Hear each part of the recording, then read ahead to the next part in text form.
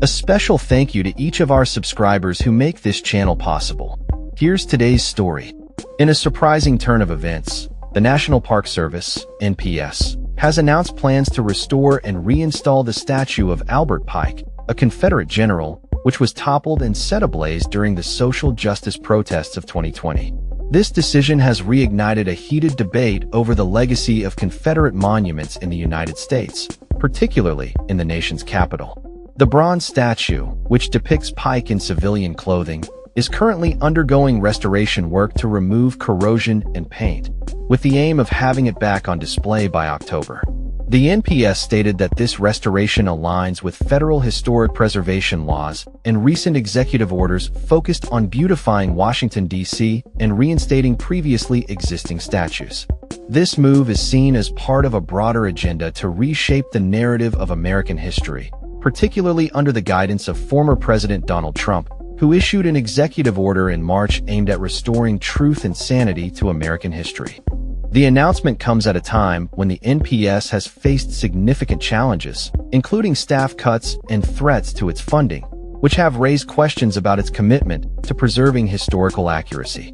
Critics have accused the agency of sanitizing history by removing or editing references to marginalized groups and events, including the removal of transgender references from the Stonewall National Monument webpage earlier this year.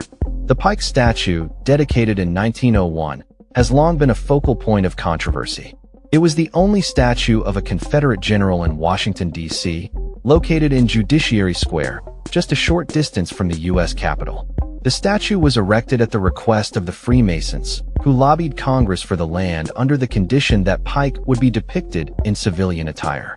Pike's legacy is marred by allegations of his involvement with the Ku Klux Klan, a claim that has been disputed by the Masons. The statue was toppled by protesters on June 19, 2020, during a demonstration sparked by the police murder of George Floyd, which ignited nationwide calls for racial justice and the removal of Confederate monuments. The NPS decision to restore the statue has drawn criticism from civil rights activists and local officials. Eleanor Holmes Norton, D.C.'s House delegate, has announced plans to reintroduce a bill aimed at permanently removing the statue and donating it to a museum. In her statement, she expressed her belief that Confederate statues should be treated as historical artifacts rather than honored memorials in public spaces. The restoration of the Pike statue has also raised concerns about the broader implications of reinstating controversial figures in public spaces, as many argue that such actions perpetuate a legacy of racism and white supremacy. The debates surrounding the Pike statue are emblematic of a larger national conversation about how the United States grapples with its history, particularly in relation to race and the legacy of the Confederacy. As the NPS prepares for the statue's return, the discussions surrounding its significance and the impact of such monuments on contemporary society continue to unfold.